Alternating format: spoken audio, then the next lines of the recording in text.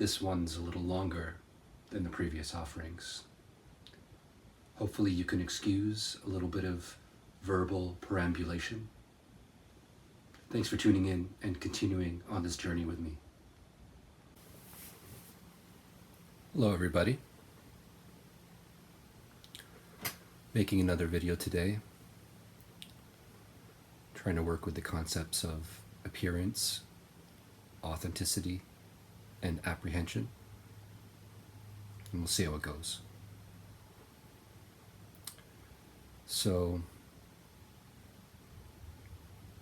I started doing the staff work that I do, that I show on my channel, DropStaffBrave, because I was dealing with my mother, who was facing the end of her life, the last handful of years of her life, with Alzheimer's. While that was going on, I was dealing with a chronic pain issue that had layers to it, that was largely undiagnosed, that I had tried to investigate quite a number of times with multiple doctors, to many frustrating dead ends. Doing the staff work was a way for me to find mental and spiritual flow, to stay active, and to work with some of the concepts and dynamics that I learned in a few martial arts and in a set of exercises called Qigong.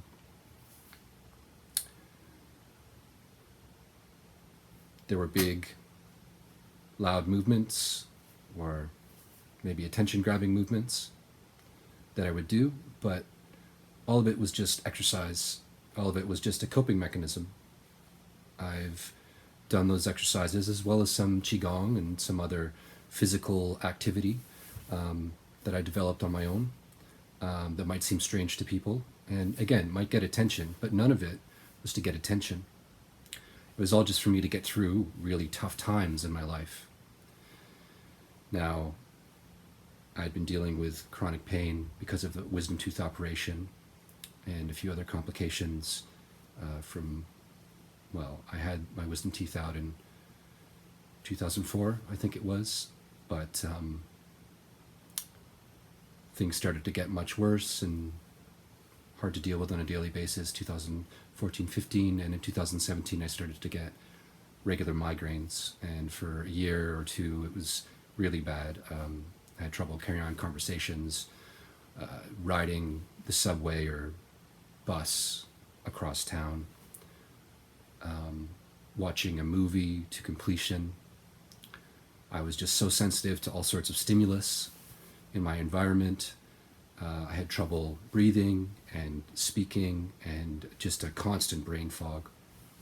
And I had had migraines periodically, especially during the winters for a number of years before that, when the air quality was really bad inside and things got really dry. But in 2017, in the summer, at a certain point, it just became an everyday thing, and it was very overwhelming. Now, with, again, some more medical investigation, largely to a number of dead ends, and then a lot of my own exploration and development of coping mechanisms and ways to alleviate some of the triggers and the pain, by 2018 into 19, I could do those things. I could listen to music, watch a full movie, carry on conversation, although not very well, and think a little straighter and start to develop more hobbies and continue to help my mom as she was living the last part of her life out. It was all very stressful and all very scary and confusing. The staff work through the whole thing was invaluable. And again, it may have gathered a lot of attention, but it was never meant to get attention. It was never meant to be a show of any kind. And it wasn't even really meant as a direct form of martial arts. It wasn't meant to defend or attack in any way. It was, aside from a sort of form of physical activity and mental and spiritual activity, it was also a way to work with transferring force and different energies within the body from one side to the other and up and down, and just playing around with the way that the staff can store and express kinetic force and how that can be manipulated in the body. And as I said, as I said in previous videos, I started off very basic, just spinning like this and spinning from hand to hand and throwing it up in the air and catching it.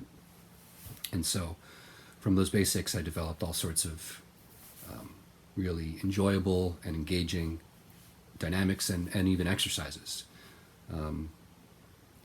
And I don't know if anybody maybe recorded some of that, if any of that got shared anywhere. But again, it was all just for me to get through a really tough time in my life. And it really wasn't about anyone else around me. A lot of the time when I was doing the staff, one of the elements of the practice was to get into a flow state, try to let the chatter of the mind fade away, be fully in the moment, and also not let people that might be stopping or looking or watching or whatever in my vicinity distract me, to let them flow by the way that the staff is flowing through the air and from one side of my body to the other. So I don't know if anybody maybe took some video of me or recorded anything and shared it, but I haven't gone out and tried to. It's a form of art.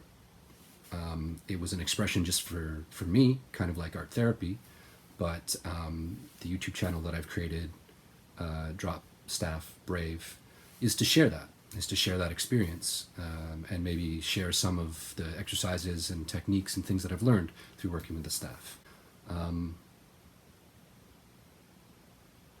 Things got a lot more difficult, not just for me, really, but for the whole damn world, with this sickness that has spread around the world and that has changed everything for everyone. A lot has changed, not just in my life, but in everyone's life. And many people have faced all sorts of challenges.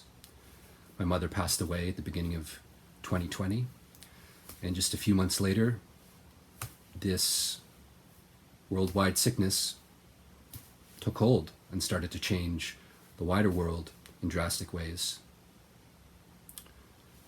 Some months later, into the spring or summer, it's all a bit of a blur, to be honest, in 2020, but at a certain point, my father went to the emergency room and was stuck in the hospital, extremely physically and mentally compromised, and reaching out to help from anyone that he could trust, his wife and me, his son. I spent a lot of time trying to help him with all sorts of restrictions that were put in place and that were changing week by week, month by month in the hospital that he was in. Barriers to me being able to visit him, for me being able to advocate for him with doctors and medical professionals that were trying to figure out what was wrong with him, and for me to be sort of in the loop because he kept reaching out. He would call me multiple times a day, sometimes early in the morning, and he needed help. He would ask me about appointments that he was given, but I wasn't in the room with him, but he was so compromised, he couldn't quite understand that, and he needed help. So I figured out ways to be part of it, ways to connect with the professionals that were trying to help him and understand what was going on with him. And to make a long, difficult story short, he was diagnosed with multiple myeloma. And after many months in 2020 of really difficult negotiation and support and investigation, myself and the rest of the family helped him come home for a period of time. So towards the end of 2020, he made it home to live with his wife for a little while. A handful of months before my mother passed, my girlfriend's father passed away after a sudden decline in his health that brought him into the hospital. And only a few months of treatment and investigation and diagnosis took place, and he very quickly passed away. And that was maybe, I think, the summer of 2019. Then my mother passed after many years of Alzheimer's while I was struggling with a complex chronic pain condition. It was very confusing and debilitating. My father went to the hospital while the world turned on its head.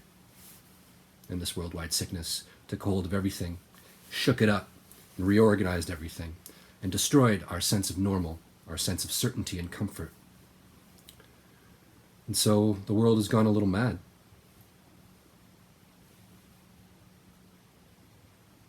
And it's been very challenging.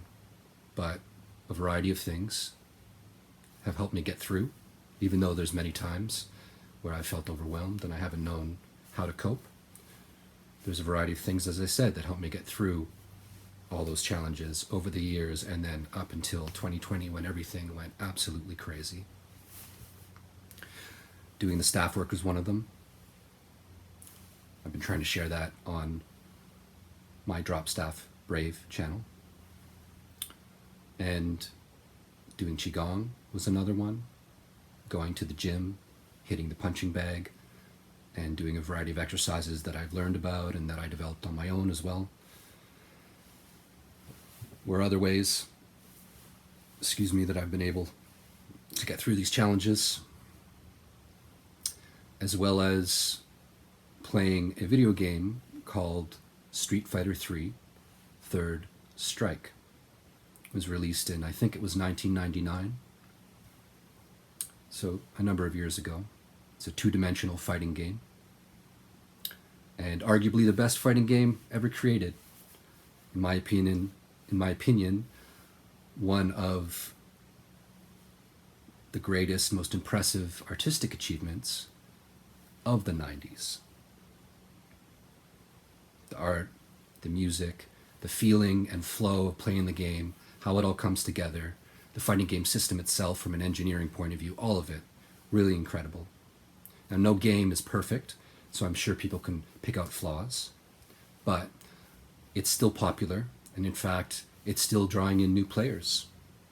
Young people who are used to modern fighters are recognizing the depth and flow available in this game. And so for a long time, I've been playing it over various consoles, from the arcade to PlayStation 2 with friends, to Xbox 360, a little bit online,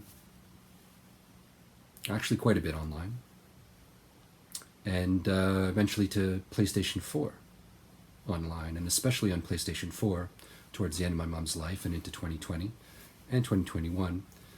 It's been one of the only things that I can turn to when I'm cramping, I'm having trouble maybe speaking, my brain is a little foggy, or I'm really irritable because I'm just in so much pain and I don't know what to do, I'm not much fun to be around.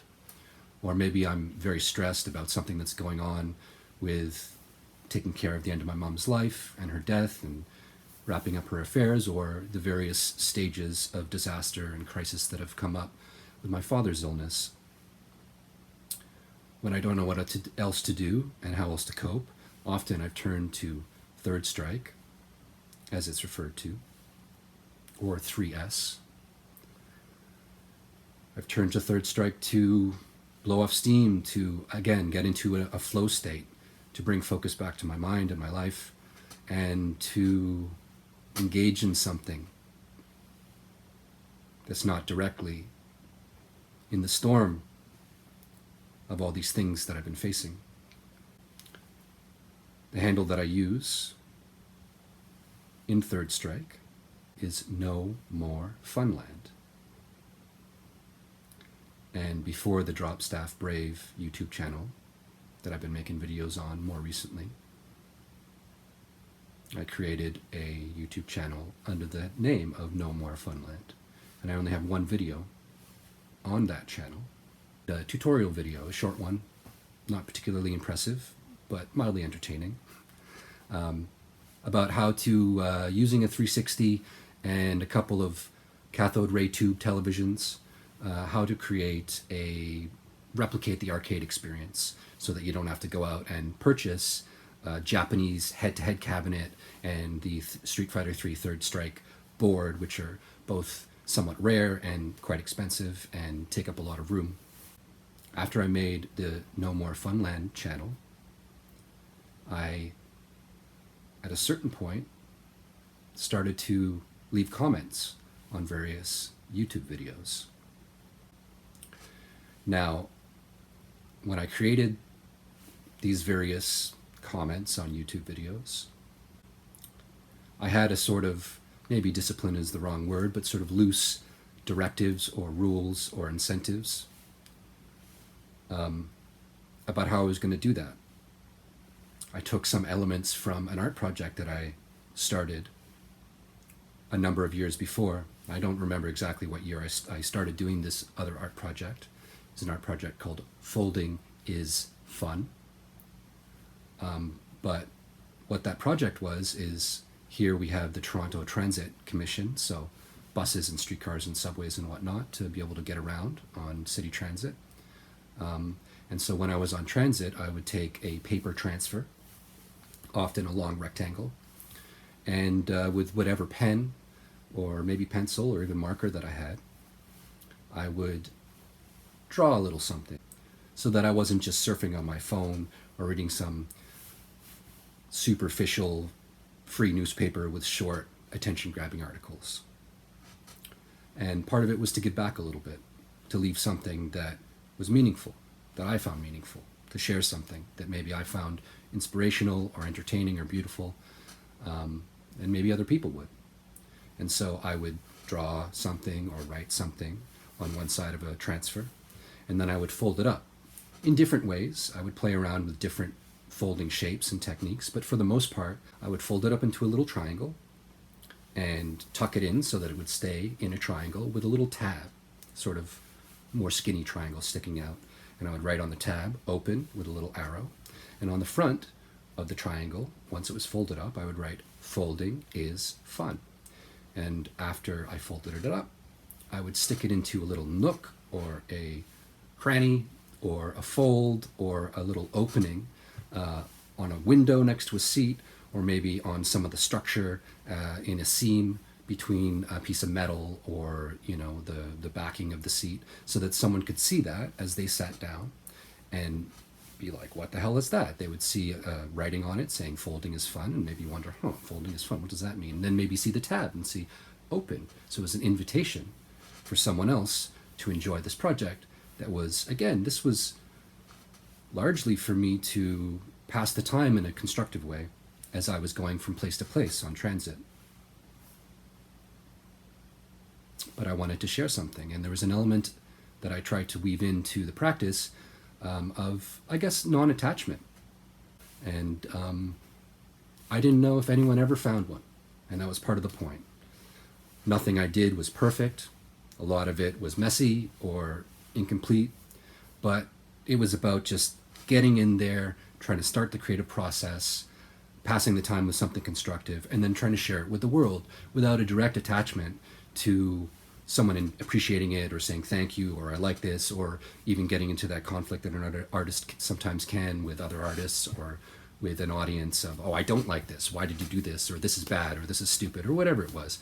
I wasn't trying to engage in any of that. I was just trying to share something that was constructive and meaningful for me. So that was a project that I did over a number of years. And I will show you an example of a few of those pieces, those folding is fun creations that I made before I folded them up. I took a few pictures here and there in 2014 and 15, and I'll probably make a video and insert some examples of that, maybe right now.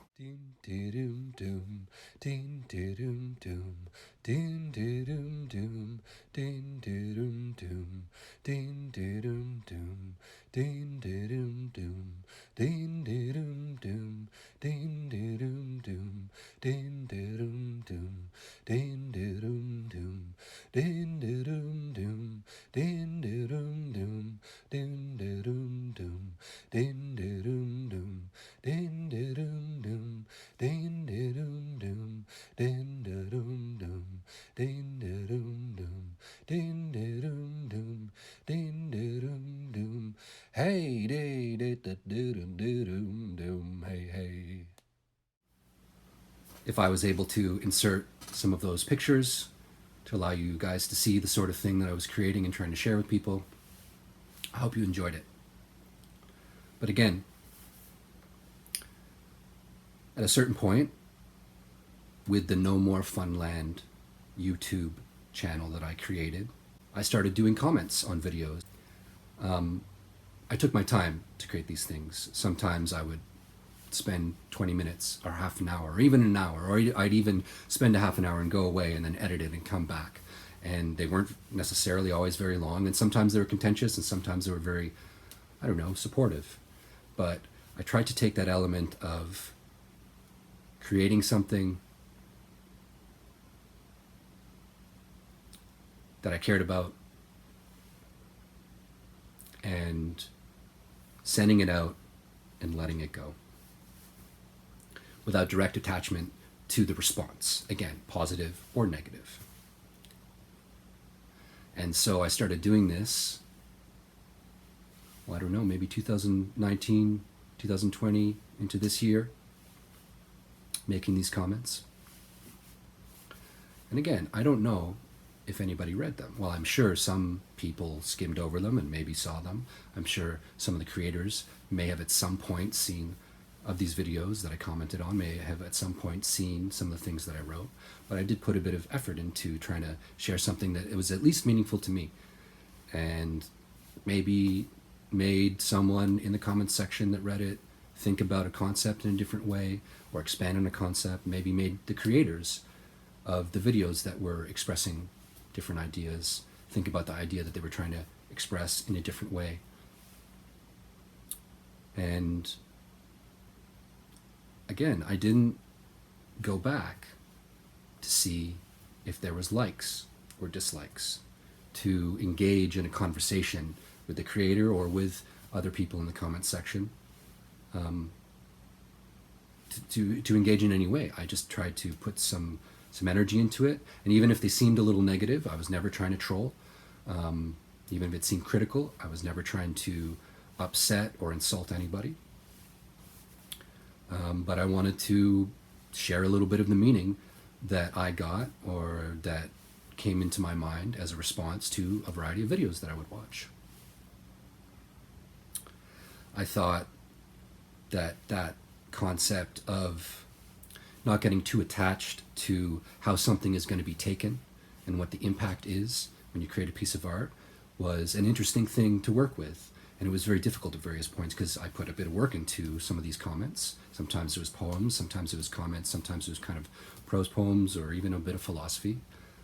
And it was hard to not go back and see how something you enjoyed creating and put some effort into was taken by other people.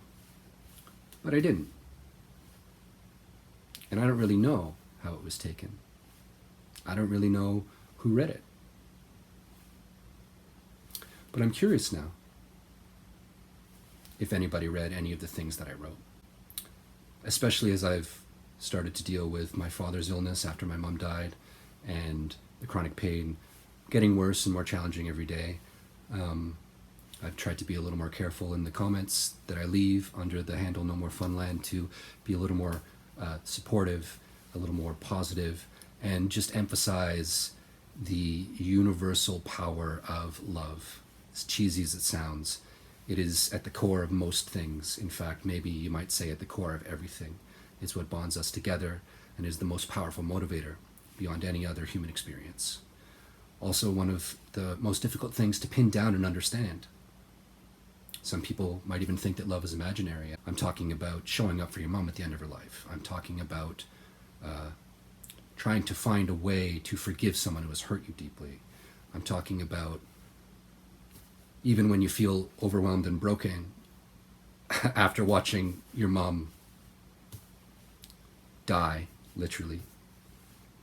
Trying to show up for your dad, who very soon after that became incredibly vulnerable and broken and needed help, even when I had no energy to share, even when I had no motivation to drive me.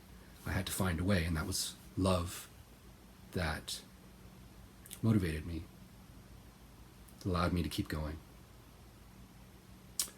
So I've tried to be a little more positive in the variety of comments that I've left over the last year and a half, 2 years, especially as the global sickness has taken more lives and crushed more people's will, had more negative sweeping effects. I figured it was important to try to help a little bit, if I could, to try to inspire, and again, to share the powerful message of love in all its light and heavy flavors. So I'm curious if anyone has read any of the comments that I've left, or if anyone has seen me do staff outside of the videos that I've created on the DropStaffBrave channel. I'm curious if anyone has seen me hit the punching bag without fist protection, or do some of the strange exercises that I've created. I'm curious if anyone has seen me represented anywhere out there, because there's so many phones that exist all over the place. So many opportunities to take pictures and videos. And as my chronic pain condition has gotten a little worse over the last 3 or 4 years, it's had a great effect on my face. And in many cases, it's made me look stressed or angry or weird, or the expression unbalanced. It's definitely made it much more difficult to smile physically. I get twitching, I get pain, apart from maybe, feeling very depressed about the things that are going on in my life. Just physically, it's hard to emote clearly, and often there's some kind of discomfort or distress that's on my face, whether it's little dimples here, or a furrow in the brow, or this kind of thing where my jaw is a bit cramped, and maybe one side of my face is tense. A variety of things that have affected the expression that I'm able to give, or the expression that I don't intend to communicate. I've noticed in that time people in my neighborhood acting, standoffish and strange. And I've just been suffering and struggling and trying to get through my days, but people have been weird about maintaining eye contact or making eye contact in the first place. Again, it's difficult to speak sometimes when I'm really cramped up or have a really bad migraine, which is, different periods of most days. And often I'm just trying to go out and get a coffee or get on with my day, and just walking around the neighborhood, people have reacted, as I said, very strangely or standoffishly, even across the street in some cases, or not responded as I've tried to say hello in some way, or even if I make a verbal connection with them, acted very nervous. And again, I don't know what it is. I don't know what the source of any of that is, but at very least, they may have seen me do strange exercises in the park, not understood that. They definitely may be reacting to different things that are going on with my face that are really not to do with me being happy to talk to them or unhappy to talk to them, or really any kind of emotional reaction to anything that they're saying. But, it's a challenge speaking to people in the neighborhood as you go around the street, or interacting with people in a service situation, or even carrying on conversations with friends when your face is not able to be just calm and express what you're trying to express, when there's another layer of sensation that's going on that's either causing some sort of dysfunction in the expression of the face, or some actual cramping that expresses something that's really just about discomfort or pain, and really not about the person you're talking to. But even subconsciously, the face is, other than our voice, is the tool that we use to communicate the most.